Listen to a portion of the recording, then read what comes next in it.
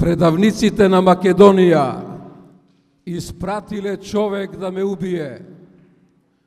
Нека ме убие, нека не чека, нека ме убие веднаш. И 100 рани во моево тело се малку во споредба со раните на телото на Македонија. Секој ден истекува незината крв, а ние уште ги отнуваме дупките и помагаме обилно да се излева. А бре луѓе, ние не излеговме в планина по свој чеф. Ете така само да се прошетаме на чист воздух и да загинеме, оти многу ни се гине. Тргнавме да се бориме против сите оние што и кројат црна кошула на Македонија, против сите оние што и токмат свилен гајтан на Македонија. И не мислиме да се враќаме назад. Се што ќе сретнеме на тој пат, ќе го уништиме в корен. Испратиле човек да ме убие.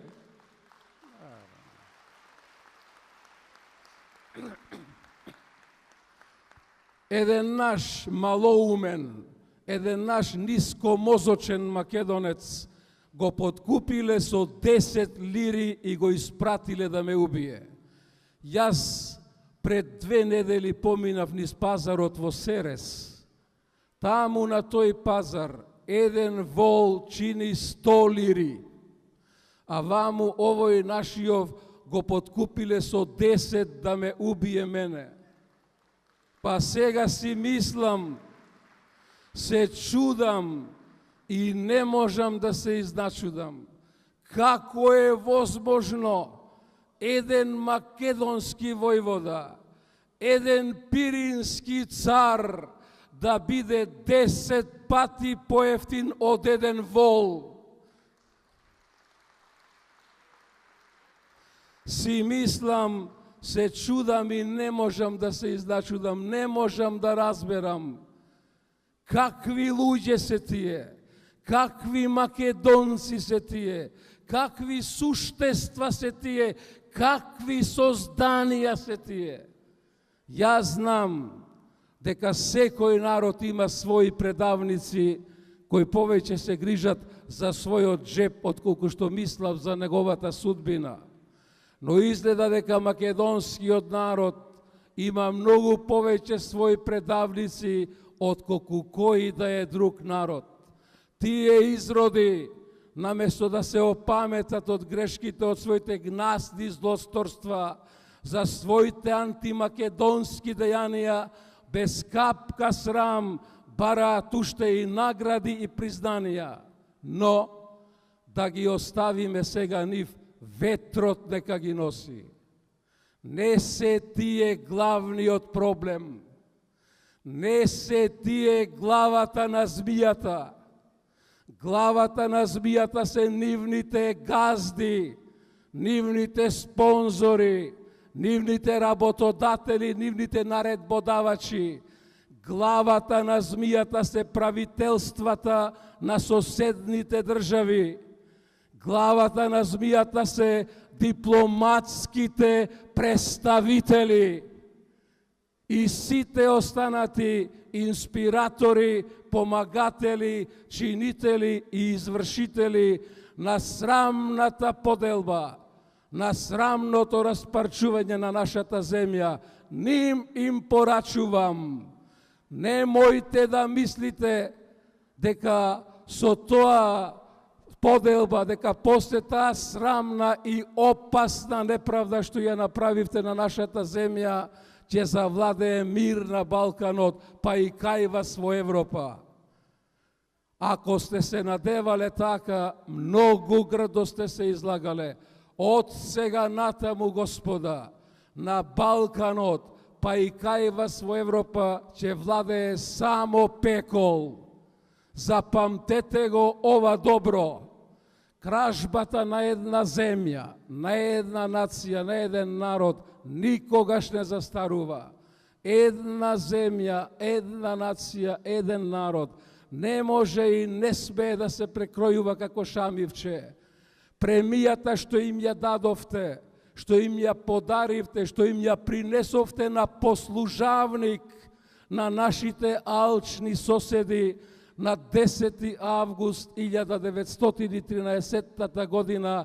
Крваво ја плати Македонија, но историјата никогаш нема да ви го прости. Еден ден, тогаш, така неочекувано, кога ќе се раскомотите, кога ќе се распиштолите, кога ќе се раскалашите, кога ќе се само заборавите, така неочекувано ќе морате да ги исповратите насила грабнатите залаци во кои без друго ќе ви останат и забите. Ќе морате, запамтете добро, ниеден судија не е толку точен како совеста. Ние македонците, за разлика од вас, никогаш досега не стекнавме знаење за тоа како се прават неправедни држави и фалсификувани истории, ниту како се пустошат туѓи градови и гробови. Затоа имаме недоброј молитвеници кои измолија за нашиот напатен народ и за нашата распарчена земја, рајските порти секогаш да бидат отворени. Ние македонците никогаш досега не сме биле задоени во мир и имаштина. Од градите на нашите мајки не текло мед и млеко. Од градите на нашите мајки секогаш тече немир, тече пелин, тече бунт.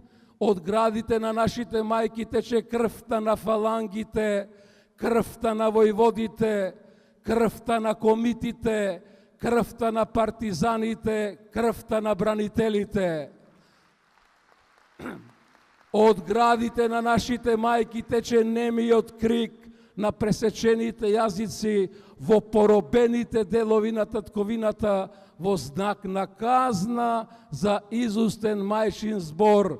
Ете затоа ние денеска имаме силен глас дури за најтврди души и по 100 години напразно се надевате дека ќе замре нашиот боголюбив збор, дека ќе секне нашата молитвена песна, дека ќе се скине нашето тешко оро, дека ќе изгаснат нашите бунтовни души, дека нашите мајки ќе престанат да раѓаат горди и храбри синови и дека со тоа ќе заврши нашата древна, нашата славна, нашата 70 вековна историја. Но еве сето тоа, ечи, трешти, врие, клокоти, се бунтува во нас. Тешко ми паѓа кога ги гледам овие ваши сатанистички прослави на годишнината од срамната поделба на нашата земја, овие ваши вампирски балови врз отворените гробови на македонскиот народ. Сега вие, Господа, на оваа морбидна, на оваа канибалистичка гозба, всушност ја глодате земјата што им припаѓа на други. Нашата земја ја глодате, Македонија ја глодате, како хиени ја глодате, како чакали ја глодате. Ете, тоа најдобро ви стои, најдобро ви доликува, да распарчувате древни држави, да приграбувате туѓи територии, да расселувате луѓе, села, градови и цели народи, потоа да не ги пуштате да си ги видат своите домови и гробови. Тоа е вашиот лажен морал, тоа е вашата монструозна етика со која лаете, лажете и живеете. Што е праведен Ное меѓу луѓето? Тоа сме ние македонците меѓу народите и што ќе правите да ве прашаме еден ден.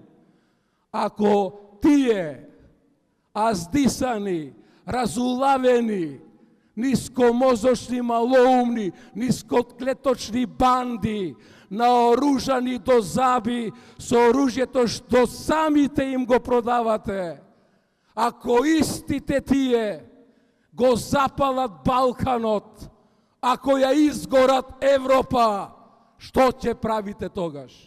Јас ќе ви кажам, ќе врескате, ќе пиштите, ќе урлате, ќе рикате како говеда во запалена штала и ние први ќе ви помогнеме, зашто ние за разлика од вас, ние македонците, освен што сме македонци, сме и луѓе.